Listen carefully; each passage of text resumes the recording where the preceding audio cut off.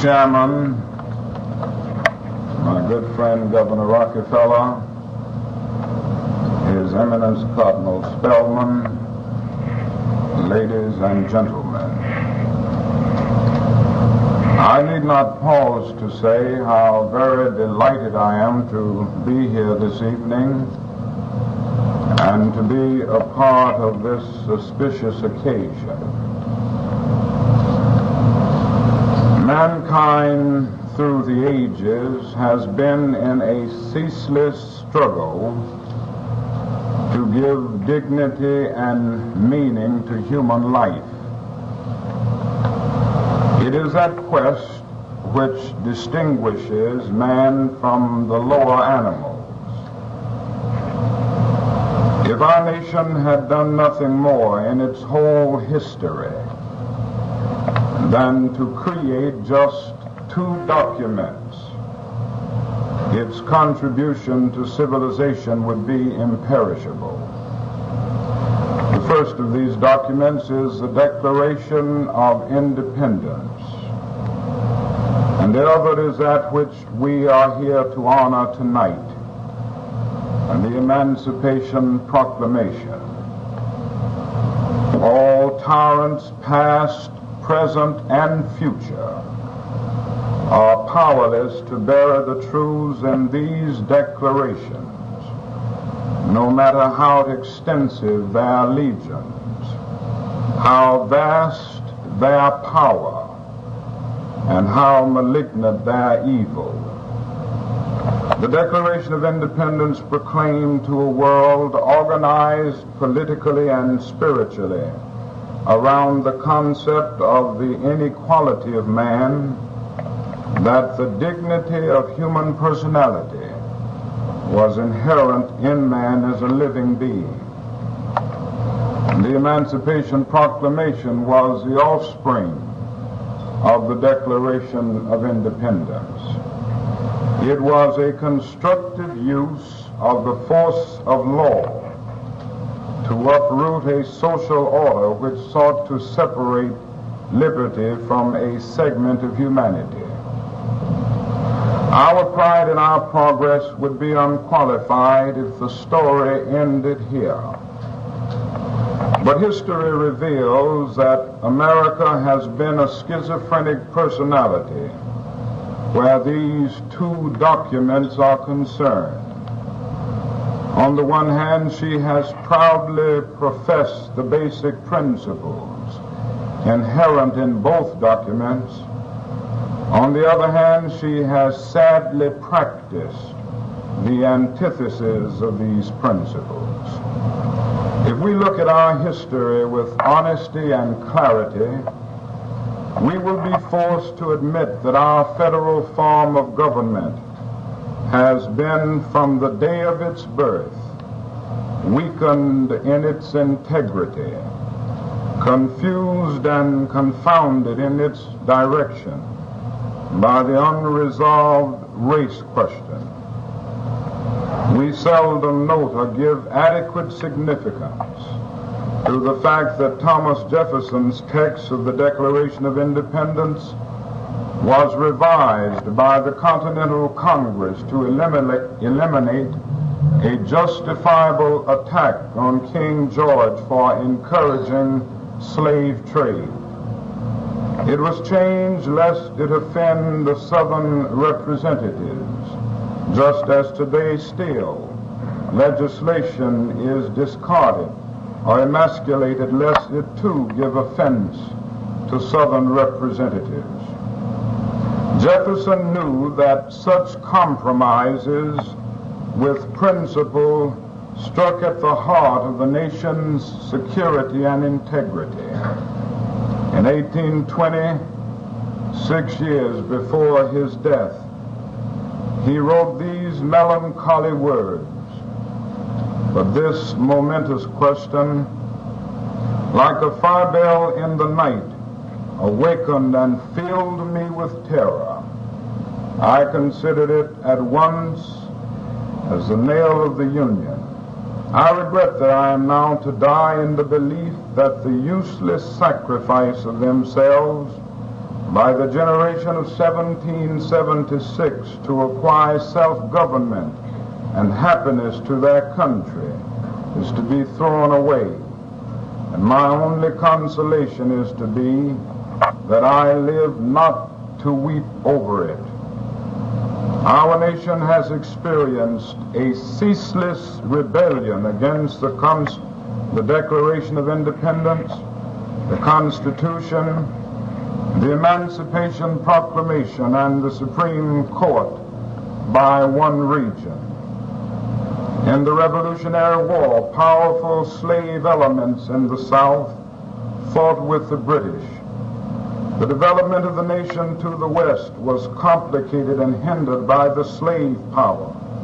And only the Holocaust of war settled the direction and character of our growth. But the rebellion against equality continued into the second half of the 19th century and into the 20th century, diminishing the authority of the federal government and corroding its authority. It has contaminated every institution in our society. Today, that single region of our country still holds a veto power over the majority of the nation, nullifying basic constitutional rights, and in the exercise of its illegal conduct, retarding our growth. The South, in walling itself off from the application of laws and judicial decrees behind an iron curtain of defiance, becomes a law unto itself. It is an autonomous region whose posture toward the central government has elements as defiant as a hostile nation. The unresolved race question is a pathological infection in our social and political anatomy, which has sickened us throughout our history and is still today a largely untreated disease. How has our social health been injured by this condition? The legacy is the impairment of the lives of nearly 20 million of our citizens. Based solely on their color, they have been condemned to a sub-existence, never sharing the fruits of progress equally. The average income of Negroes is approximately $3,300 per family annually, against $5,800 for white citizens. This differential tells only part of the story, however. The more terrible aspect is found in the inner structure and quality of the Negro community. It is a community artificially but effectively separated from the dominant culture of our society. It has a pathetically small, grotesquely distorted middle class, that of virtually no Negro bankers, no industrialists, few commercial enterprises worthy of the name of businesses. The overwhelming majority of Negroes are domestics, laborers, and always the largest segment of the unemployed. If employment entails heavy work, if the wages are miserable, if the filth is revolting, the job belongs to the Negro. And every Negro knows these truths, and his personality is corroded by a sense of inferiority generated by this degraded status. Negroes, North and South, still live in segregation, housed in slums, eat in segregation, pray in segregation, and die in segregation. The life experience of the Negro in integration remains an exception even in the North. The imposition of inferiority externally and internally are the slave chains of today. What the Emancipation Proclamation prescribed in a legal and formal sense has never been eliminated in human terms.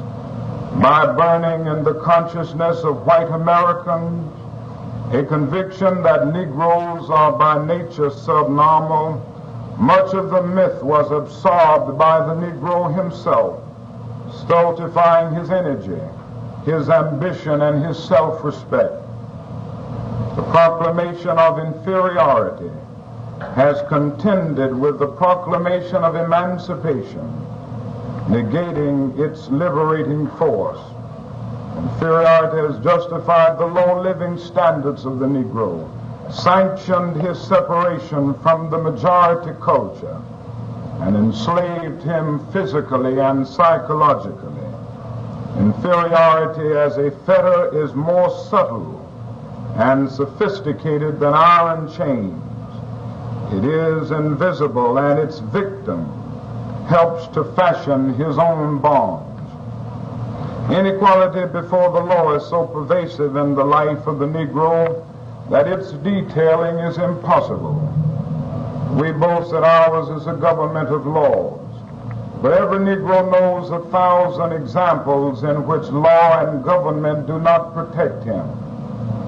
In the past 3 weeks, 3 Christian churches have been burned in a single community in Georgia. If a government building were bombed in Washington, the perpetrators would be apprehended immediately. But if violence affects a Negro church, all of the agencies of government cannot find or convict the arsonists.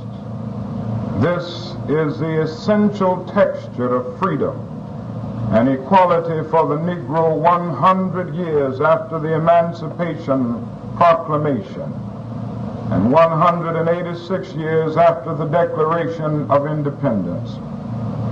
This somber picture may induce the somber thought that there is nothing to commemorate about the centennial of the Emancipation Proclamation, but tragic disappointments and undeserved defeats do not put an end to life, nor do they wipe out the positive, however submerged it may have become beneath floods of negative experience.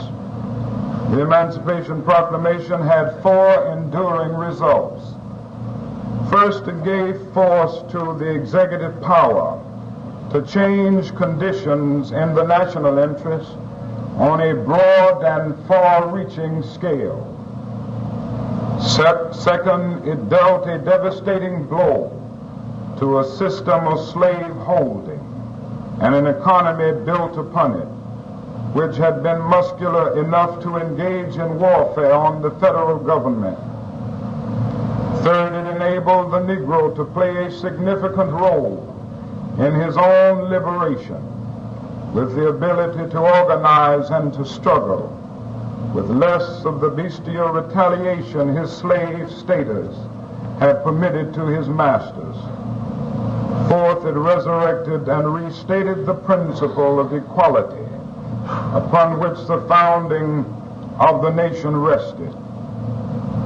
When Abraham Lincoln signed the Emancipation Proclamation, it was not the act of an opportunistic politician issuing a hollow pronouncement to placate a pressure group. Our truly great presidents were tortured deep in their hearts by the race question. Jefferson, with keen perception, saw that the festering sword of slavery debilitated white masters as well as the Negro. He feared for the future of white children who were taught a false supremacy. His concern can be summed up in one quotation: "I tremble for my country, and I reflect that God is just." Lincoln's torments are well known. His vacillations were facts.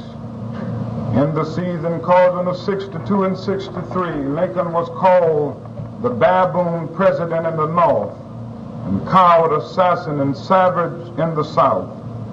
And yet he suched his way to the conclusions embodied in these words already quoted this evening: "In giving freedom to the slave, We assure freedom to the free, honorable alike in what we give and what we preserve. On this moral foundation, the person of the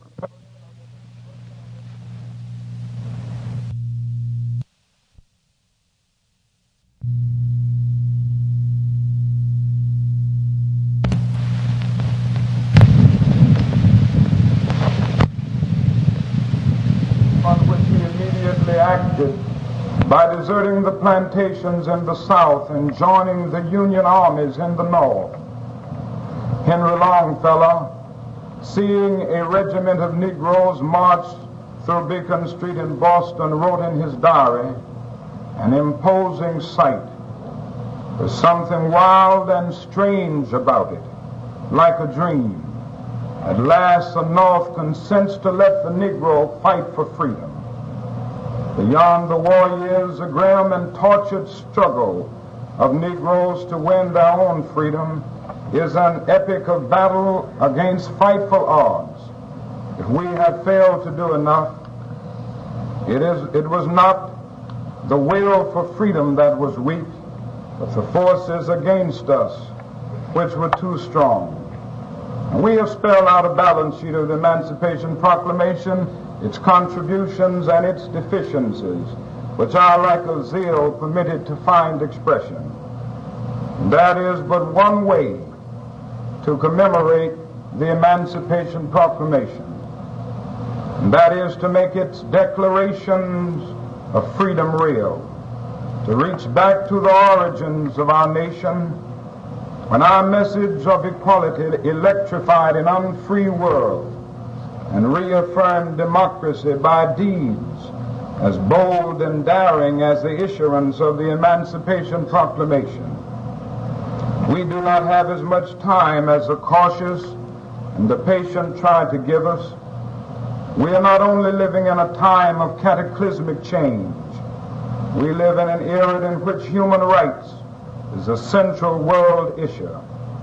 The shape of the world today does not afford us the luxury of an anemic democracy.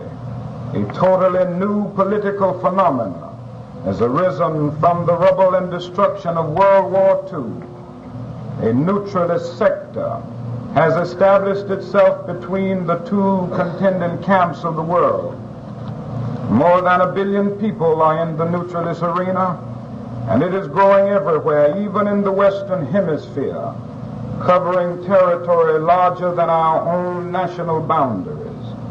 These nations are neutral because they do not trust the integrity of East or West on the issue of equality and human rights. In India, Indonesia, and Brazil, to mention but a few, the right to vote has been exercised even by illiterate peasants in primitive villages still surrounded by jungles. In some of our glittering cities in the South, college professors cannot vote, cannot eat, and cannot use a library or a park in equality.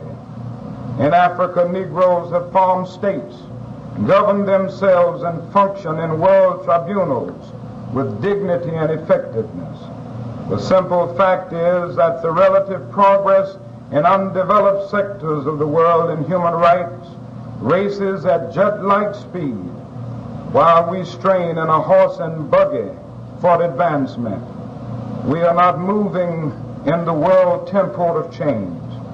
Worse still, as Earth shrinks through communication revolutions, and the shame of Little Rock, Arkansas, and Albany, Georgia flashes around the globe, the world is becoming more aware of our deficiencies. Floods of consumer goods, superhighways, supermarket, and Telstars do not obscure the existence of racial injustice. And this fact, more than any other, explains why more emerging nations move away from us than toward us. The touchstone is not the sophistication of our industrial devices, but our commitment to freedom and equality. Without faith that we are wedded to these truths, our power and strength become a menace to other peoples, and they will maintain that distance until we have justified their confidence. And while stressing the damage that racial injustice does to our image abroad, that is a more basic reason for grappling with this problem. In the final analysis, we must not seek to solve this problem merely to face the communist challenge. We must not seek to do it merely to appeal to Asian and African peoples. In the final analysis, racial injustice must be uprooted from American society because it is morally wrong. It must be uprooted because it stands against all of the noble precepts of our Hebraic Christian heritage. It must be done because segregation substitutes an I-it relationship for the I-thou relationship and relegates persons to the status of things. And so that is a great moral challenge at this hour. And it must be done not merely because it is diplomatically expedient, but because it is morally compelling. The Negro will never cease his struggle to commemorate the Emancipation Proclamation by making his emancipation real. If enough Americans in numbers and influence join him, the nation we both labored to build may yet realize its glorious dream. That is too much greatness in our heritage to tolerate the pettiness of race hate. The Declaration of Independence and the Emancipation Proclamation deserve to live in sacred honor. Many generations of Americans suffered, bled, and died, confident that those who followed them would preserve the purity of our ideals. Negroes have declared they will die if need be for these freedoms.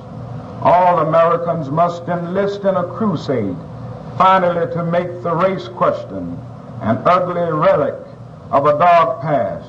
When that day dawns, the Emancipation Proclamation will be commemorated in luminous glory.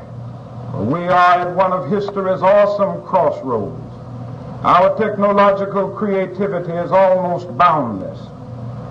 We can build machines that think. We can dot the landscape with houses and superhighways teeming with cars. We can now even destroy our whole planet with the nuclear weapons we alone possess. We have dwarfed distance and placed time in chains. And our guided ballistic missiles have carved highways through the stratosphere. In short, we have the capacity to rebuild our whole planet, filling it with luxury, or we are capable of destroying it totally. The shocking issue of our age is that no one can confidently say which we will do. Whether we will survive indeed depends upon whether we build moral values as fast and extensively as we construct material things. The struggle for civil rights is rooted in moral values. As we pursue our goals everywhere, everyone will benefit from the moral awakening our movement compels. We must all maintain faith in the future and believe that the American dream can and will become a reality. This is my faith. I know the dark days still lie ahead. Gigantic mountings of opposition will still stand before us. We will encounter new setbacks, and some will still have to suffer persecution. But Valley Forge was followed by Yorktown. The persecution of Christians in ancient Rome was efficient and thorough, and yet it resulted in total failure. That is something in this universe which justifies Carlyle in saying no lie can live forever. And that is something in this universe which justifies William Cullen Bryant in saying truth crushed to earth will rise again. And this is the faith that will carry us on. And with this faith we will be able to adjourn the councils of despair and bring new light into the dark chambers of pessimism. And we will be able to transform the jangling discords of our nation into a beautiful symphony of brotherhood. This is a faith that will help us solve the problem. We have a long, long way to go before it is solved, but all of us can at least think of the fact that we have made some strides. And so I close by quoting the words of an old Negro slave preacher who didn't quite have his grammar right, but uttered words of great symbolic profundity. And they were uttered in the form of a prayer. Lord, we ain't what we ought to be. We ain't what we want to be. We ain't what we gonna be. But thank God, we ain't what we was.